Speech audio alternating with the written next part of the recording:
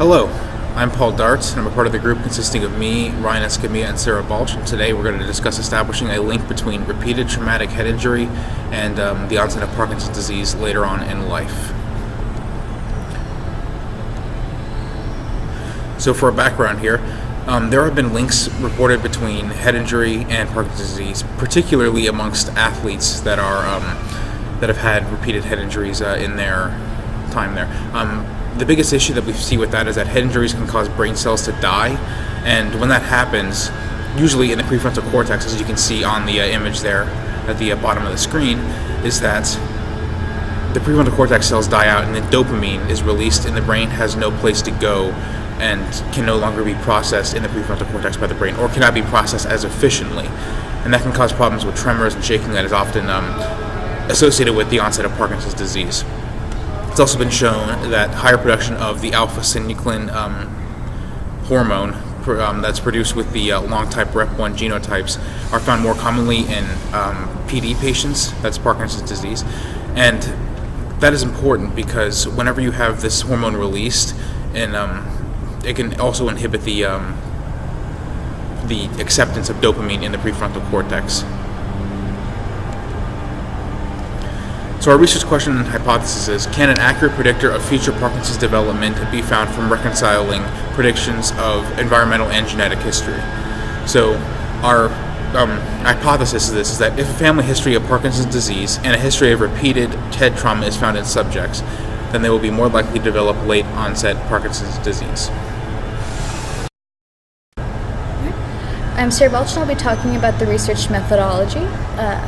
For this study, we will establish two groups to conduct our research. Both groups will be chosen in equal numbers regardless of their race or ethnicity, gender, and previous medical history. Those who have suffered a moderate to severe head trauma within the last 20 years will be sorted into the experimental group, and those who have never had or only suffered a mild head trauma within the last 20 years will be chosen for the control group. Each participant will be given documents detailing the study and each test involved to ensure consent. The first test that each participant will undergo will be a cheek swab to run a genetic test to check for the long-type Rep1 gene and a blood test to check the participants' levels of alpha-synuclein and dopamine. Should any of the participants test positive for the long-type Rep1, have high levels of alpha-synuclein or low levels of dopamine, they will be asked if their extended family, parents, or siblings would like to participate in the study as well. Should any members of the participants' extended family wish to participate, they will be given the same document detailing the study and all tests involved as the initial participants. Each participant will be informed at the beginning of the study and before each test that they are able to withdraw from the study at any time. After the initial testing, everyone involved in this study will be asked to undergo a PET, positron emission tomography scan, once every 5 years for the next 20 years. Before each PET scan, the participants will need to undergo a blood test to check liver and kidney function, as well as a liver enzyme test and urine test to confirm the results. During the course of the study, should anyone display signs of Parkinson's disease, they will be instructed to seek treatment. Other diseases that will need to be ruled out are Lou Gehrig's disease, Lewy body disease, and dementia pugilistica due to their symptom similarities to Parkinson's. Okay, so my name is Ryan Escamilla, and I will be talking about the responsibilities of the researchers and the impact of the research. And one of the most important responsibilities that the researchers have is getting informed consent from all of the subjects, including the families, since their medical histories will also be looked through if they do give consent. And along with this, the researchers must follow the Belmont report. So they have to follow respect for persons and consent, which again is getting consent from all parties involved in order to do the PET scans and genetic testing. And they also must follow the principle of beneficence, which means constantly weighing the risks and benefits and making sure that they are not harming the subjects in any way, and reminding them that in case they are feeling uncomfortable in any situation, they have they can opt out of the research at any time. And they also must follow the principle of justice, which means that the research must be completed with no bias. So they must use subjects of all ages and all different head injuries, and they also cannot. They must report all of the results, including the results that don't go along with the hypothesis that was proposed.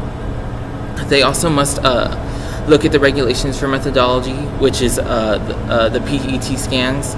So they must tell the patients that there is a risk of exposure to radiation when they're getting the PET scans. But in order to reduce this risk of the radiation exposure, the scans will be done every 5 years over the 20-year period. So it will be spread out, and they also must be asked, the subjects must be asked if they have had any scanning in the recently in the past couple of months or in the past year, because this can also increase the risk of radiation exposure. And with this, if they still feel if they feel uncomfortable with this risk, they can still opt out. And the researchers must also follow the code of ethics. So if any of the subjects feel that they don't want their results published in any kind of medical journal, even if it's anonymous, the researcher must respect that, and they cannot publish their work in a journal whatsoever. And along with the responsibilities, this research has potential to have a very large impact on many communities, especially the sports community and sports that involve contact.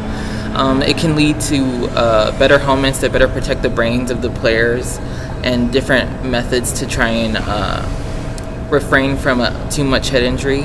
And this also impacts the elderly community with ways to develop treatments that could lessen the effects of Parkinson's disease. And this could research could also lead to prevention of Parkinson's disease in order to by means of finding signs of Parkinson's early and looking at the brain scans to see signs that Parkinson's could eventually become full-blown Parkinson's. So this research could lead to new medical breakthroughs to stop Parkinson's from completely taking over a person.